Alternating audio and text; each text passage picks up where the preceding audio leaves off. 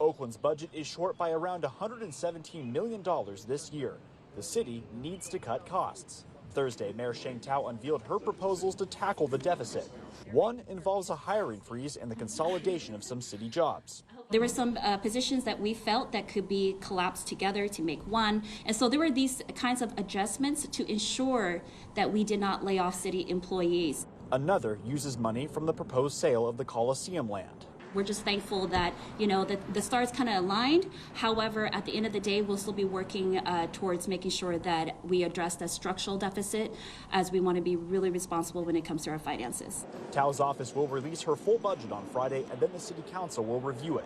Councilmember Noel Gallo says right now he doesn't support the sale of the Coliseum since he doesn't know if they have the right to sell it. I am not in support of it until I get clarity that legally I can sell that property, the Coliseum property, to a private entity.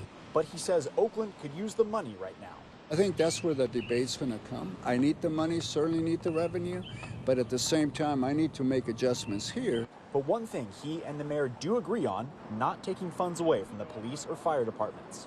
Making sure public safety stays funded is a big part of Mayor Sheng Tao's budget, and the firefighters union says they had to fight to keep that funding, or else they fear the city would be in danger. We often can get there within 4 minutes. If that firehouse had been closed, or those firehouses had been closed, we'd be increasing those response times to 8 minutes, to 10 minutes, to 12 minutes, and that would inevitably result in loss of life and loss of property. Zach Unger is the president of the Oakland Firefighters Union.